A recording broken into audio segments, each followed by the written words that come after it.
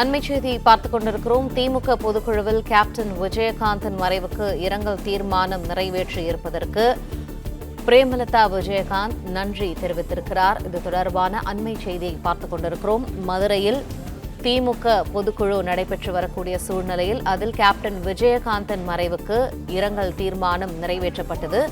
அதற்கு பிரேமலதா விஜயகாந்த் அவர்கள் நன்றி தெரிவித்திருக்கிறார். எல்லாருக்கும் ஒரு விஷயத்தை நான் சொல்லணும்னு நினைக்கிறேன்.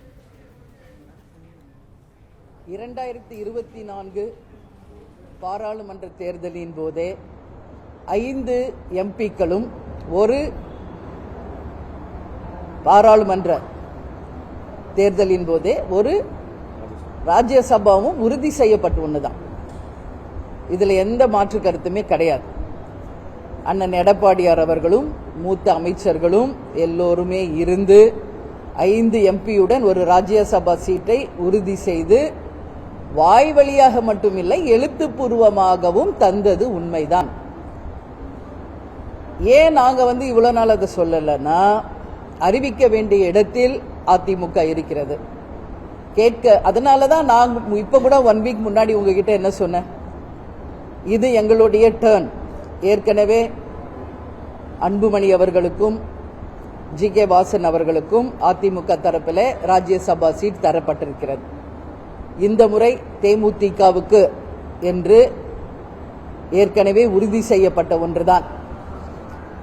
அண்ணன் எடப்பாடியார் அவர்களும் அமைச்சர்களும் அன்றைக்கே அதை ஒத்துக்கொண்டு கடிதம் வாயிலாகவே கையெழுத்து போட்டு தான் கொடுத்தாங்க. அதைத்தான் நாங்க அறிவிக்க வேண்டியது அவர்கள் கடமை அப்படின்றதுல நான் உறுதியா இருந்தேன். அதை தான் இன்னைக்கு அவங்க கடமையை அவர்கள் ஆற்றியிருக்கிறார்கள். 2025 26 ராஜ்யசபா சீட் அப்படின்னு அவங்க அறிவிச்சிருக்காங்க. இங்க ஒரு விஷயத்தை மட்டும் நான் தெளிவா சொல்லணும்னு நினைக்கிறேன். அரசியல் என்பதே தேர்தலை ஒட்டிதான் அரசியல். எனவே 2026 தேர்தலை ஒட்டிதான் ராஜ்யசபா சீட்டும் அறிவிக்கப்பட்டிருக்கிறது. அரசியல் என்பதே தேர்தலுக்கானதுதான். எனவே அவர்களுடைய கடமையை அதிமுக அவர்கள் ஆற்றியிருக்கிறார்கள். தேசிய முற்போக்கு திராவிட கழகமும் தேர்தலை ஒட்டி எங்கள் கடமையை நாங்கள் ஆற்றுவோம் என்பதை இந்த நேரத்திலே நான் தெரிவித்துக் கொள்கிறேன். வேற எதுவும் கேள்வி இருந்தா நீங்க கேளுங்க.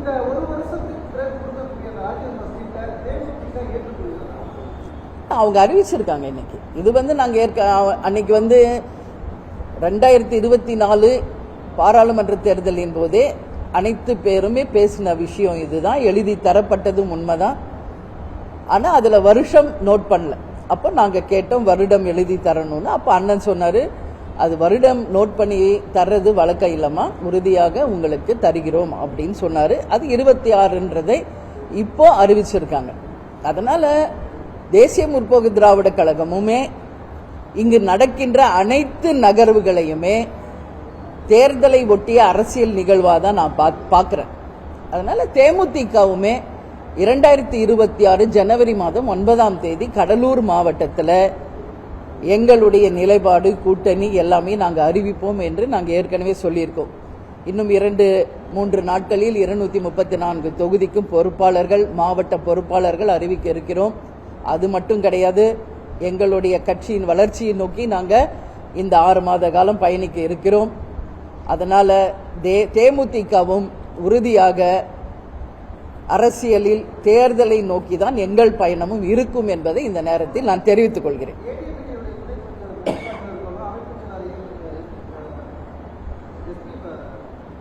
வேலுமணி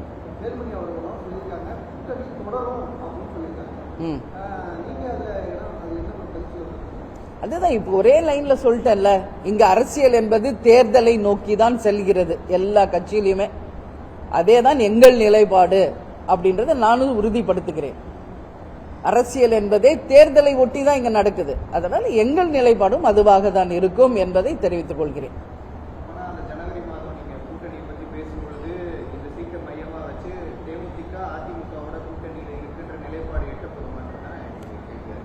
அதை அறிவிச்சவங்க கிட்ட நீங்க போய் கேட்கணும். இன்றைக்கு எங்கள் நிலைப்பாடு நாங்க சொல்றோம். இன்னைக்கு திமுக செயற்குழு பொதுக்குழுல கேப்டனுக்கு இரங்கல் தீர்மானம் நிறைவேற்றியதுக்கு வரவேற்பு தெரிவிச்சிருக்கோம். இன்னைக்கு அதிமுக 26 ராஜ்யசபா சீட் உறுதி என்று அறிவிச்சிருக்காங்க.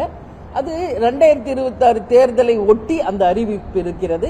எனவே தான் நாங்களும் சொல்கிறோம், தேமுதிகவும் இனி 2026 இந்த தேர்தலை ஒட்டி தான் எங்கள் அரசியல் நகர்வும் இருக்கும் என்பதை நான் தெரிவித்துக் கொள்கிறேன்.